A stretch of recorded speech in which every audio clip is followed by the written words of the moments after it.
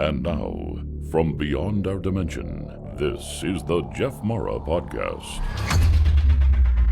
Here's Jeff. My guest is Barbara Jean Lindsay, whose near-death experience after her lungs collapsed changed her from a single mother of three to a Galactic Ambassador. Barbara, thank you for joining me today and welcome. Oh, thanks for having me. It's really an honor to be here and be on your show this morning. Thank you. Barbara, if you don't mind, let's just start on the day your NDE happened and go from there. Okay, it happened a long day ago before cell phones and computers, so it was December 4th, 1989.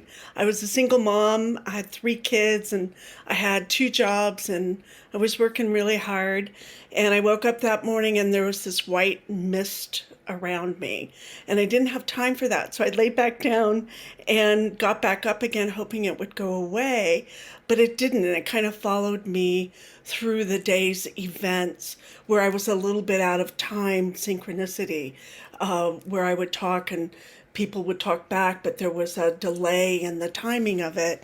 And so that went on, and so later that night I went for a healing at a women's retreat center there. And as I'm walking into the parking lot, I started having trouble breathing, and a lady came up to me and handed me an inhaler and was told that someone that she would meet would need that inhaler, which it was me. So she gave me an inhaler. I'm an asthmatic.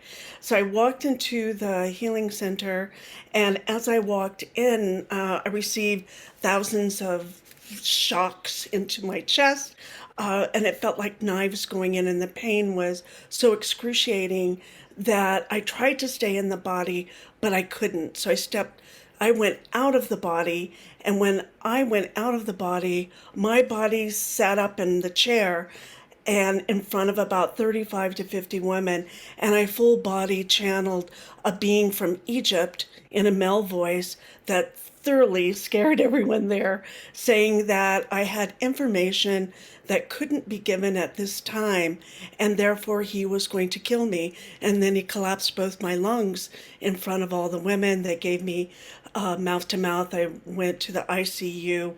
I was told I wouldn't make it back. I lost a lot of oxygen, and I have all the reports. And while my body was fighting for its life in the ICU, I also had all these people praying for me also to help me. And I went out, and when I went out of the body, I left all pain. There was no pain at all. And I felt light and free, and I still existed, but without a body. And how is that possible? And I found myself in this liquid water, this beautiful, warm, undulating liquid water. I was alive. I felt so much love, more love than I'd ever felt on the earth. I'm a very loving, kind of nurturing, giving kind of person anyway. But the love that I reconnected with was me. I was it.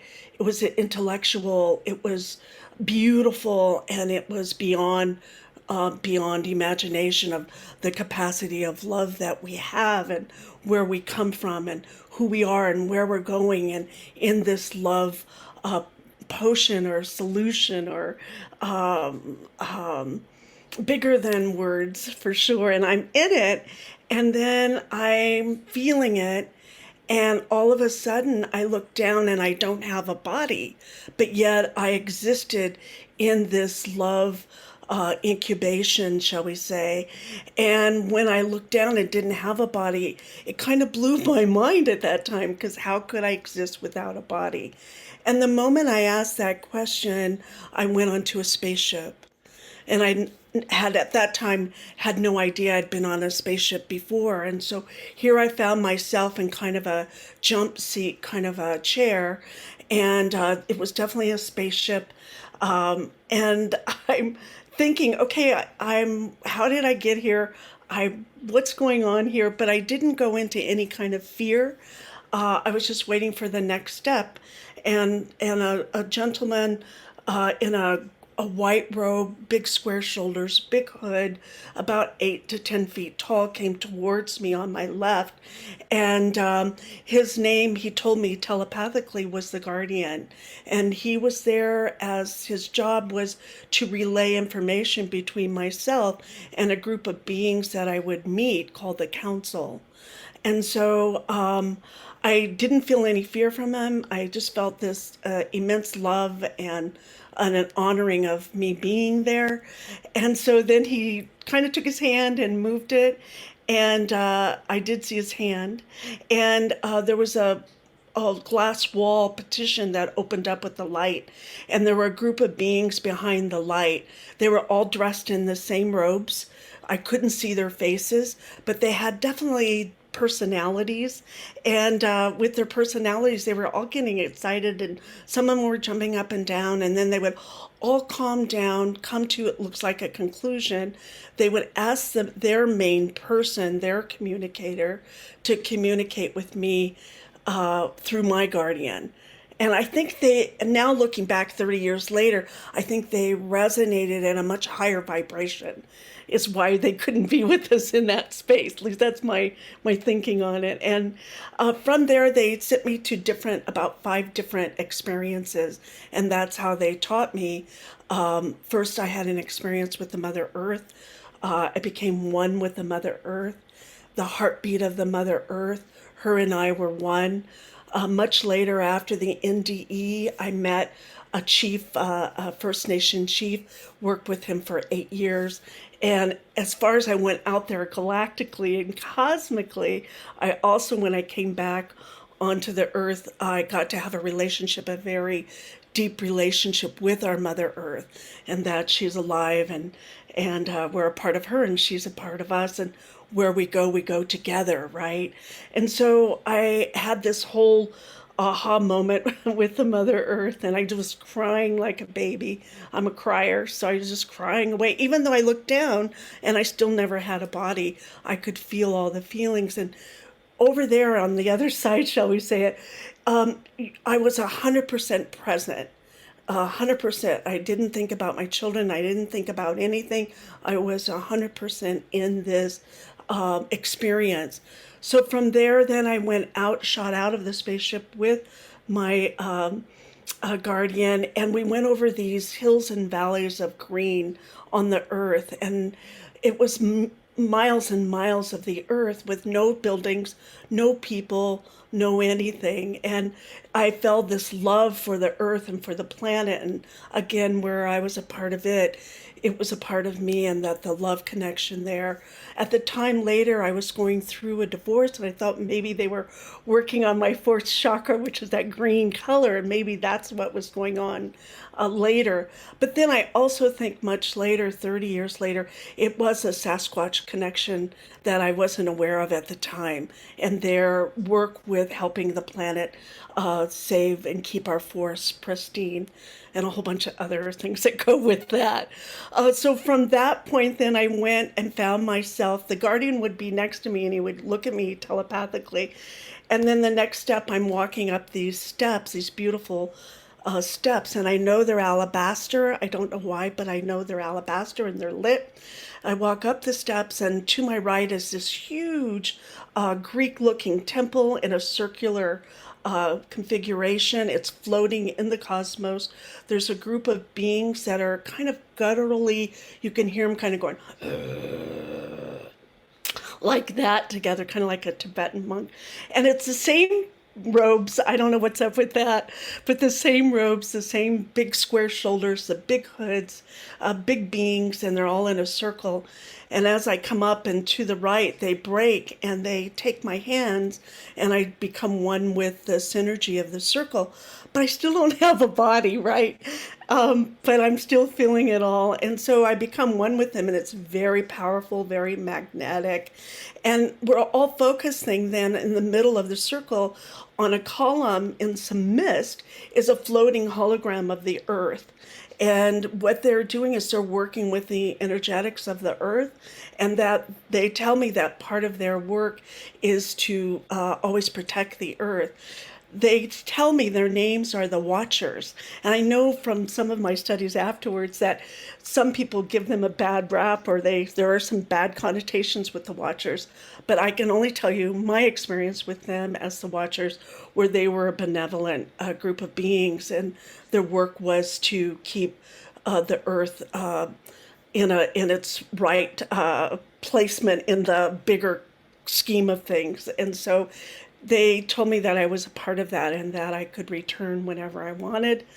And I felt very humbled to be with them and to be with this group of, again, the love was beyond our love. And so then from that space, then I went to kind of a galactic party. And in that party, there were lots of different beings there. I was introduced to them. And one of them had a pink elephant head and a tuxedo. I remember him. He gave me a really long connection. There were some kind of droid-like beings there as well. But the work was, it was an ambassador party where they come together and talk about agreements for peace throughout the star system. And so just when I'm enjoying myself very much there on a spaceship there, he said it's time to go. And that I said, well, I don't want to go. I'm having a really good time. And he goes, and then I had one more experience with a group of these beautiful women beings, all in these lapis lazuli and turquoises and oranges, and they had enameled necklaces, and they were playing different music. And their work with me was to show me their tone. I had a tone. It was my work to find my own tone. So they were like sirens, and it was all telepathic. And so I experienced these tones with them, and then I finally found my tone. And so then my guardian came and said, it's time to go again. I said, I don't want to go. And he said, but you have 3 children. And I said, oh, that's right. I have 3 children. I am out of here. I'm wherever my kids are, I'm there. So then I see me with in a hospital bed with my best friend meditating there. And I look down, and first I don't recognize it's me. And then I recognize it's me in the body on the hospital bed. And I didn't freak out or anything, but I just went, wow, that's me down there. This is me here. And so then the guardian said, we'd like to offer you a mission if you'd like to take it. And I said, sure. And he goes, would you like to be an ambassador? And I said, oh, yeah, sure. That sounds great. I don't know what that was or anything. And I said, but as I'm starting to go down to my body, I come back and I go, look, if I'm going down there again, I'm going to need some serious help. So can you give me like a get out of jail free card or passport or something? I don't know. And he said, well, Barbara, we'll give you white light. And I go, white light? Everybody knows about white light. And I threw a big fit like a kid. And he goes, no, you just don't get it yet, And so I went back to my body, right above it, and then I sink down into my body, fully own my body, filled with all white light, and then I sat up and said, I'm starving, I would like some nachos. And but I had been given last rites, and if I did come back on a medical, it was a total miracle, and I was in a hospital for 10 days, and I came back different, but very much myself at the same time.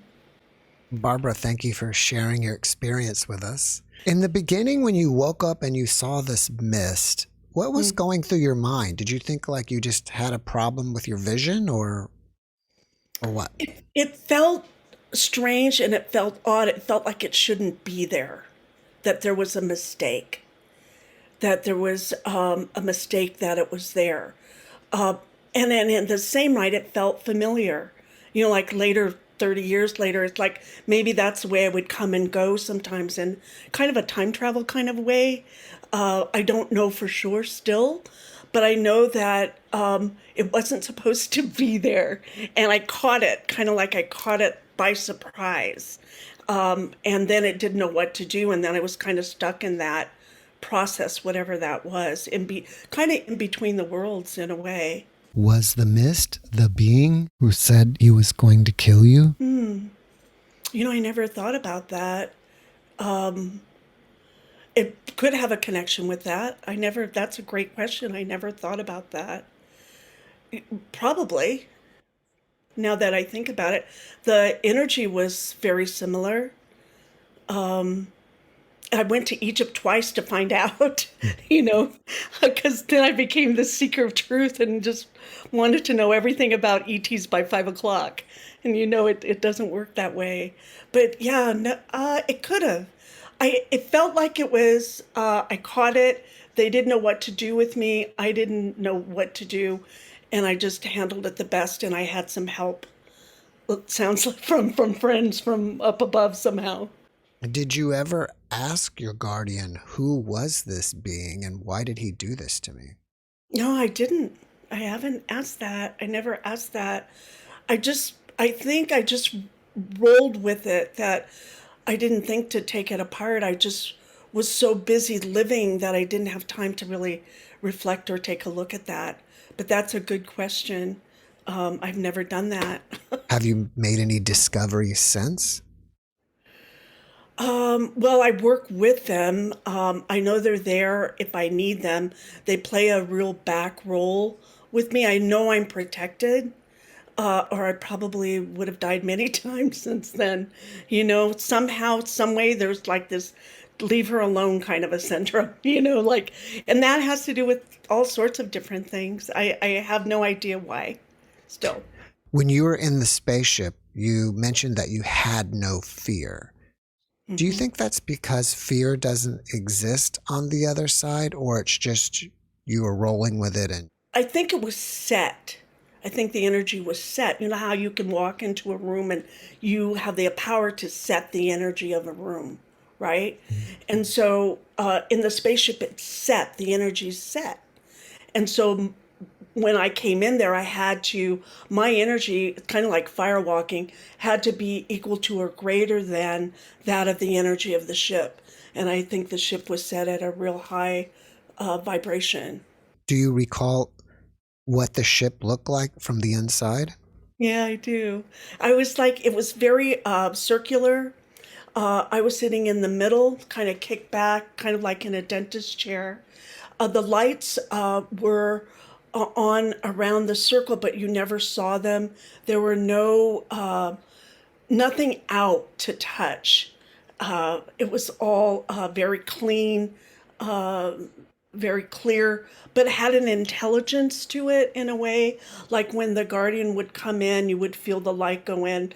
When you had your focus somewhere else, the light would go on there. So it was just kind of like automatic, almost like the ship. You were in tune with the ship, so whatever you needed, it was kind of there for you. Do you think they controlled the ship telepathically? I think so. I think they do. And the air was so sweet. That's what I remember. It was just the sweetest air, but it was really cold. Even though I didn't have a body, I was cold. So I'm not sure what's up with that, but I was definitely cold. One of my previous guests mentioned that some ships are actual sentient beings. Did you get any indication of that? I felt that it was I was in a safe place, that it was a home-like environment. Even though it was a ship, it was very different than what I was used to. It was more ambiotic in a way, highly intelligent, but had my best interest at heart. At least that's the feeling I got. I'm not sure, but that is the feeling I had from it.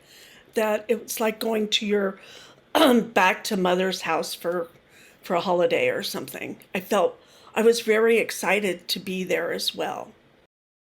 Kind of like a kid at a park.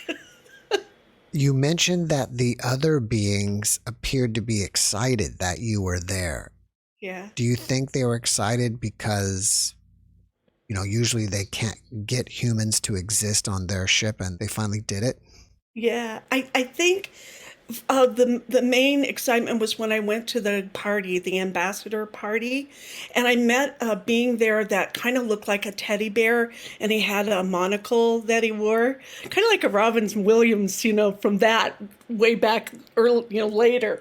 But he came up to me, and he was like a professor, and he spoke to me with his mouth, where most things were telepathic. And he was really excited because he had studied about humans and me and this planet that I came from and all that, but he never had actually seen one. Mm-hmm. So he's really excited to see a human that he had studied, for all these years, and he was just wonderful. And I gave him a hug, and you didn't with anyone else, but with him I did, and he was like over the moon. So I did feel like I was in a amusement park, and I was the amusement for sure. Would you say that the party would be like the Star Wars cantina, full of like beings from all over the place? Yeah, I think so, but it was very elegant. It was a little bit on the more sophisticated side.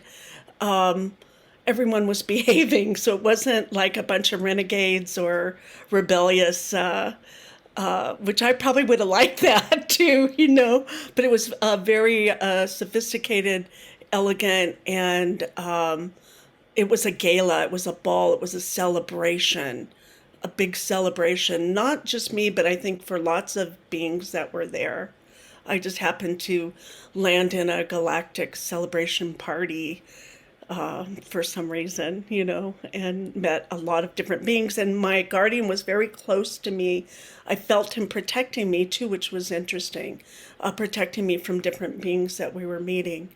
So I would have stayed there a long time, but when it's time to go, then it was time to go. He moved me really quick. After you came back from your NDE, did you notice that you have any new abilities that you didn't have prior? Without a doubt, my psychic abilities turned on 100%. They were flooded so much that I had no control over them. I would go with my children to back in the day, to the 7-Eleven to get a Slurpee, and I would look at the guy behind the counter. He would start crying, I would start crying, and I would tell him his uncle's going to be okay, or I would have messages for people. So it was very much an out-of-control healer and empath for sure turned on. I was an empath before and a very ultra-sensitive being, but it was turned up 100%, and I had to learn how to work with it, how to turn it on and how to turn it off. And it took me, I would say, a good year to 3 years to learn how to do that. I teach that now. I have a school that I teach people how to work with their abilities. But at the time, I was just out of control.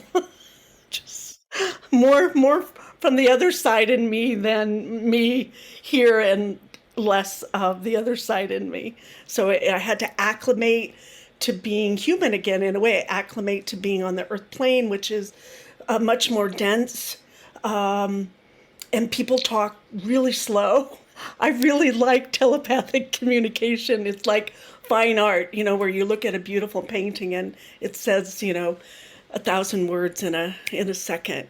In what other ways have you changed since your NDE? I'm pretty fearless. I'm pretty courageous. I like adventure. I don't like being tied down. I don't like being told what to do. I question authority. I think I did a lot of that before, but I think I'm a free being in a lot of ways. Before I was, I always was curious and inquisitive, and I was starting to look into psychic abilities. I was a Catholic at the time when this happened.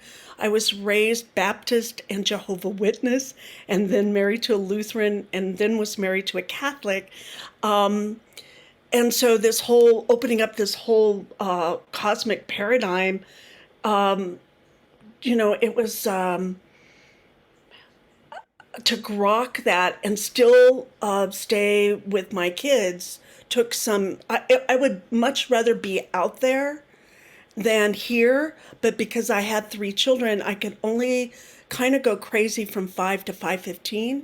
Because that's the only time I had, to really contain something that's uncontainable in my in this spirit being having this experience, and in this avatar body. I think what I learned is that this is just a body, and I love my body. I take good care of it, but I'm free from this body. I'm free from this matrix, shall we say. I'm free from a lot of the conditioning, freed from fear, but also I'm human too. So there is that part of me that I do, I get tired, and if it's a dark night, I'm not going to go down an alley, by myself. But if anything, it's we've lost a lot of our freedom. I'd like a lot of that freedom back. A lot of my near-death experience guests will say that it's more real on the other side than here. Even though you were on a ship, did you get that feeling? I did. I was more alive there than I was here. Afterwards, I'm equally as alive here as there. So this realm changed for you. Yes, definitely. I feel like I have more of a command over it in some ways. Do you think that this is a matrix or a simulation? It could be. I think it could be, yeah. And if so, I think for me it's a little smaller than that. I really love this earth.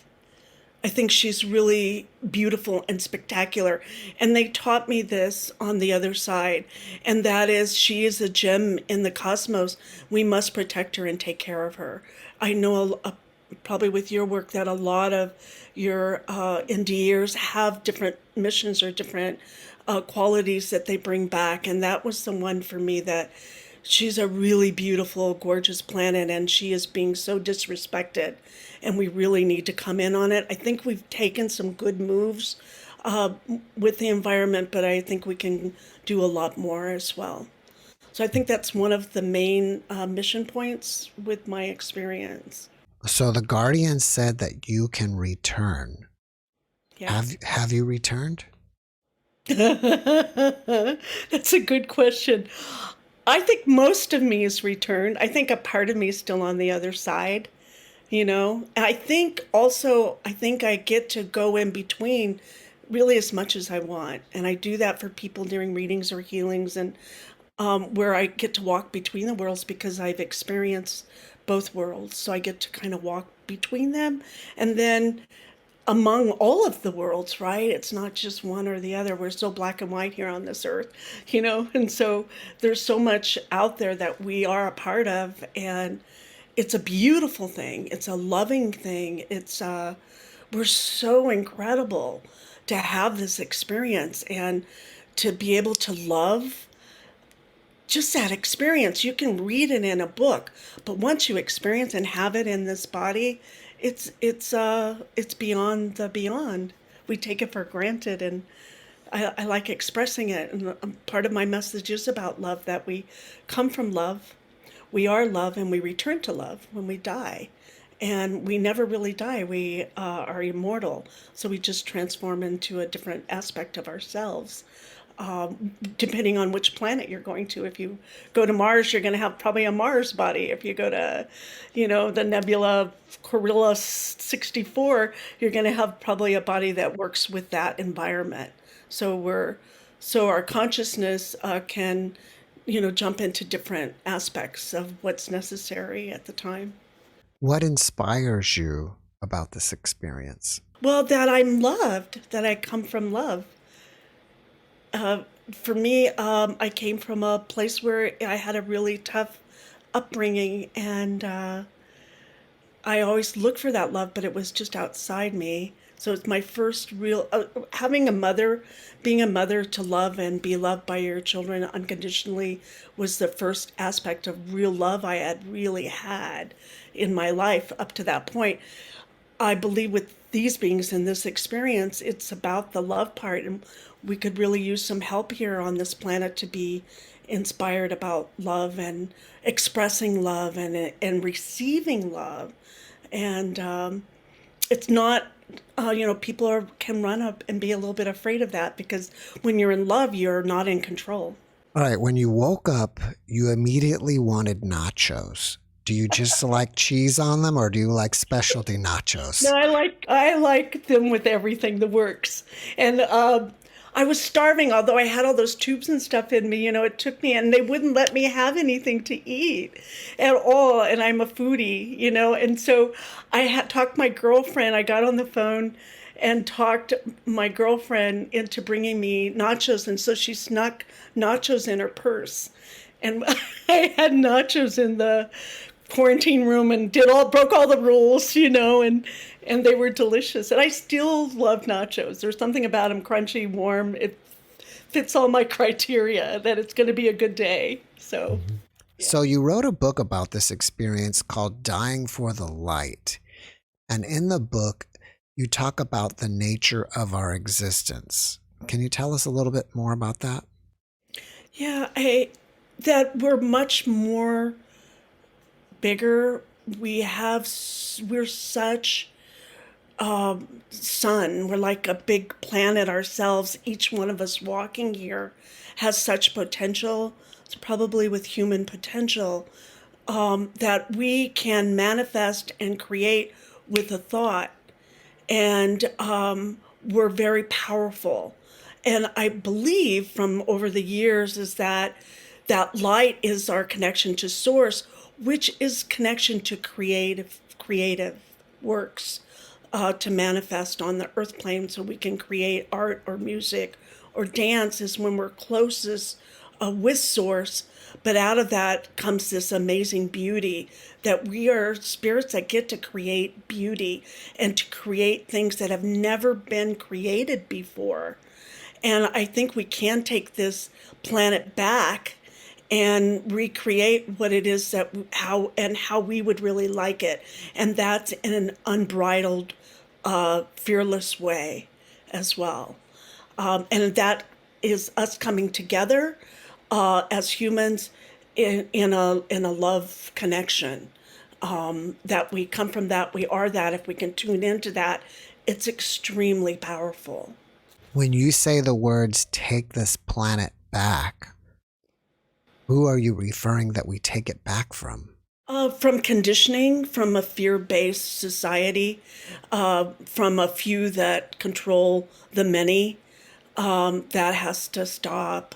If every person here, it's really simple. We want to have the best for our families and create and love this planet and be a part of it, a beautiful synchronicity and involvement with us that's natural, organic, that we're a part of it. It's a part of us, and to have that back. I feel like we've lost a lot of freedom in a lot of different ways, from conditioning from our first breath when you come to this planet. What would it be like if you were told that you were loved beyond your wildest dreams and you could create and manifest whatever you want to work with and how you want to work, how you want to express yourself? I think originally that's how this planet was. It is kind of like that Garden of Eden, and in a lot of ways it's just been taken over, kind of like a virus in a way, and now we get to clean it all up and reboot and restart it. I think I'm a part of that somehow, some way. I think I am. For your next life, do you want to come back here or go to another planet? I think for my next life, I'd like to go to all the planets everywhere. At will. I love this planet. I'd probably come here on vacation, because I love like the oceans and the tropicals, tropical paradises. I love all of that. So I'd probably come here on vacation, but I would like to visit every star system there is, and enjoy it. And I'm probably an anthropologist at heart. I like culture and meeting new people and new ways and new customs. And I think that would be wonderful. Another one of your books is titled Seized by Sekhmet. Mm-hmm. Who is Sekhmet? Well, Sekhmet is a major goddess or pantheon from the Egypt. She was the daughter of Ra. She was the goddess that the kings would ask for help during war. So she was very much a war goddess, but also like a lot of the different kings and queens or the higher beings, demigods of Egypt, they had many different aspects of themselves. And so she wasn't just a goddess of war that you would pray to win your war. She was also a healer for women who were in pregnancy or during breastfeeding. And so you would pray to her for healing as well. And so I really liked that when I learned about how all of that worked. But I wrote that book because I visited Egypt. I happened to be at Karnak Temple. I went to Sekhmet's temple. I walked in and I had a full-blown experience with her. She walked out of her statue in 3D. She cast a fire ring around us. It flooded with water. I stepped on a golden ladder steps, and she put in like red beams, like a tractor beam into my third eye and into my eyes. And she reminded me that I was powerful and to not forget that. And she kept me in the track until I got it, until I finally said, okay, I cracked my tooth from the energy that she ran through my body. So then the water went up, the fire went up, the steps went up, and she stepped back into her statue. And I was never the same after that. I cried for about 3 days. I had a lot of, I'm an empath, and so I had carried a lot of the pain and suffering of the planet in my body, and a lot of that was released. And then I wanted to learn everything I could about Sekhmet. And then in meditation, she came in meditation a few years later and said, I'd like for you to write a book about experiences. So I said, well, I'm not the only one. There has to be other people that have had these experiences. So I put it on the internet and I got all of this deluge from people. So my book is not only about my experience about Sekhmet, but of many people from all different walks of life having experiences of her in 3D currently. So she is a very ancient being, but she's very much alive and working with us and working with the humans right alongside us right now as we speak. So so that book is about that, those experiences from, and a lot of artist experiences as well. Do you feel that the ancient Egyptians were ETs? Oh, definitely. Without a doubt. Yeah, for sure. For sure. Or at least maybe a mix. I think we're all a mix, though. You know, someone asked me, what planet are you from? You're from Pleiades? You sound like a Pleiadian. Or are you Arcturian? Are you Lyran? Could be Lyran, you know, and I kind of resonate with all of them. So I think I'm a 51 Heinz mix of all of it. And then there's a part of me that thinks that I was born in a test tube, never really had a planet. And so I just get to go wherever I want and not be attached to any of it, you know, in some ways. So. Do you see UFOs I do. in real life here? Yeah, I've had many experiences. That's what I'm writing about in this book. And thank God, not just by myself, but with other people that can contest to it, that they actually had those experiences as well, backed up with newspaper articles or that sort of thing as well. Can you share with us one of those experiences? Yeah, I was in South Point, one of my favorite islands, the Big Island. I met this girl, and she said, "Hey, you want to go? You want to go down to South Point? I've never been there." And she had a really cute convertible, and she was a good friend of my friend, so I trusted her.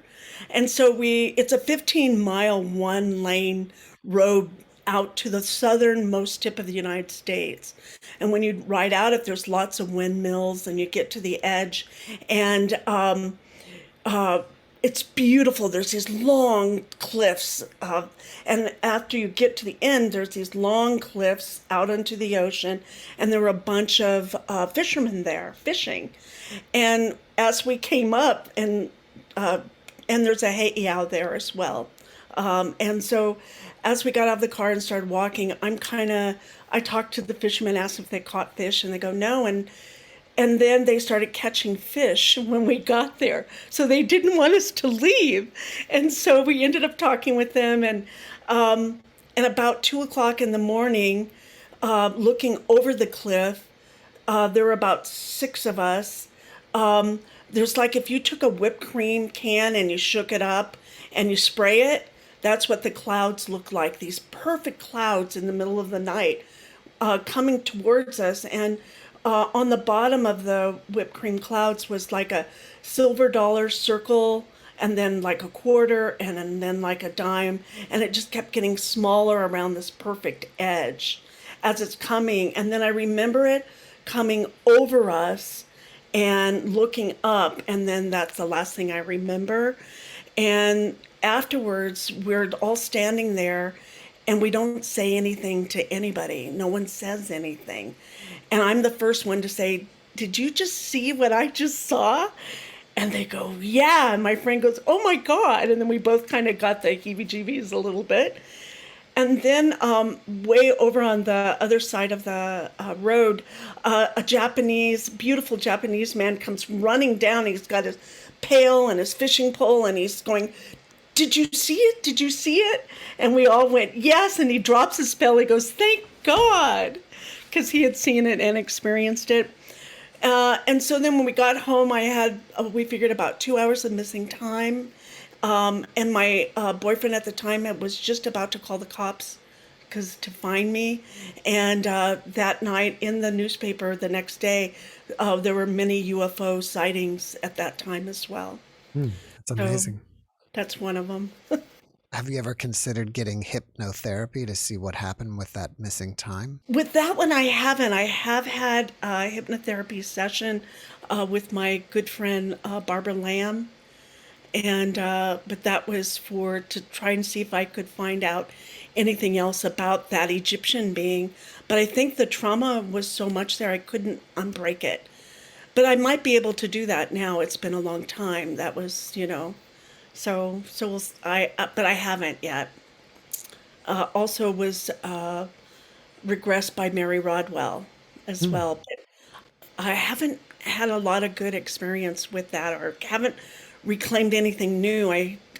I'm really fortunate I was able to retain everything that happened, during my NDE. So a lot of people don't. They have those experiences. For some reason, I was able to retain it. And like today, I remember it like it happened yesterday. And I think you probably have a lot of your NDEers say that, right? Yeah, a lot of them will say that it's just as real today as it was the day it happened.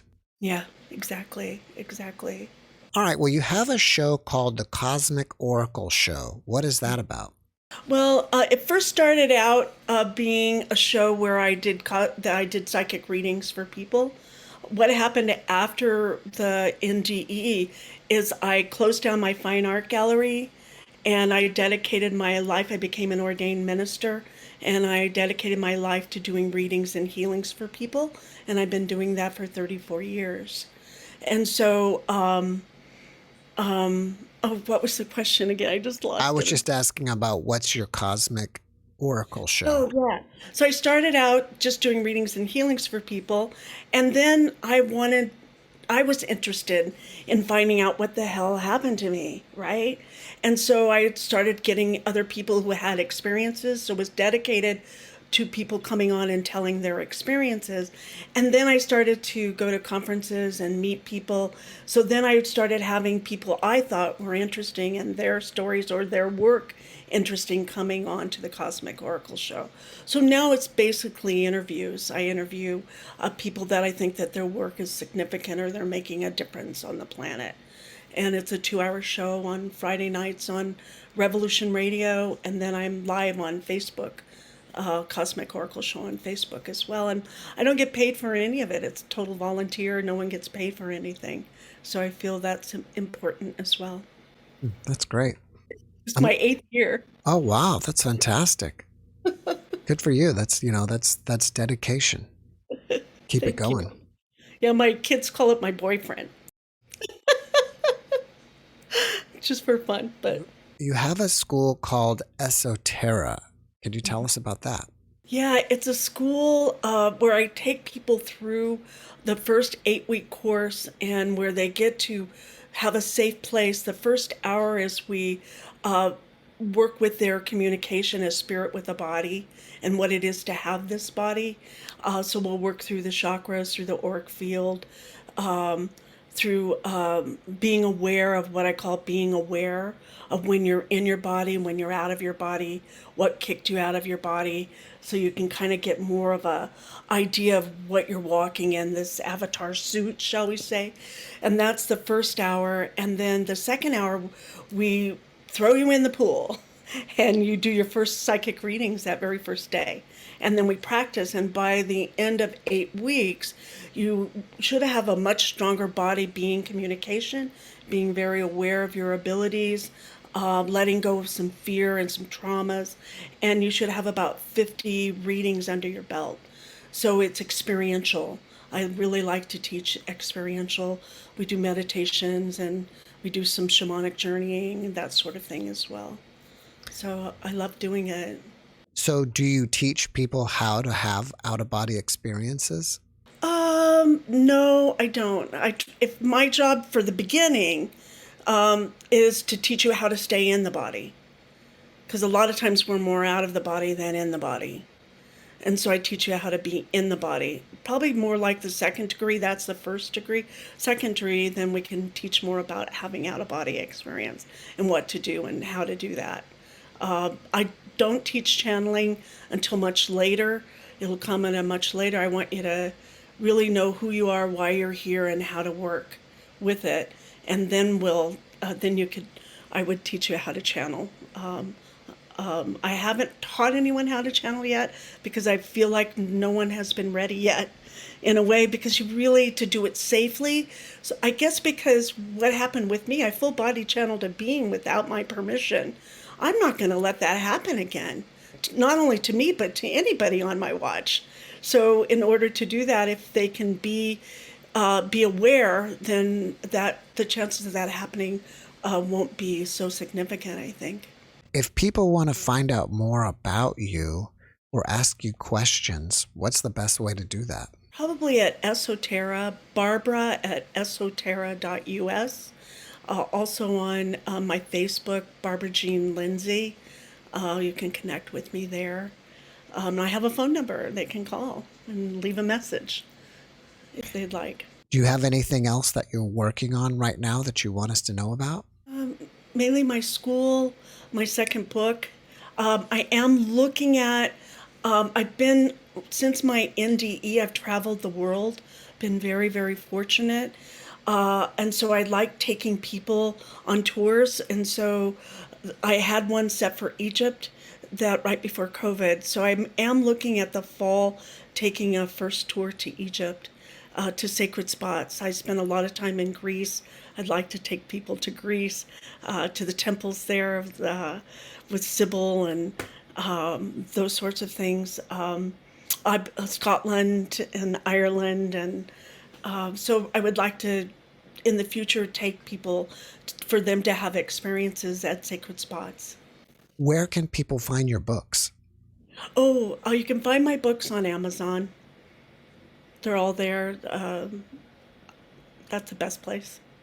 Well, before we finish up, can you leave us with one last positive message?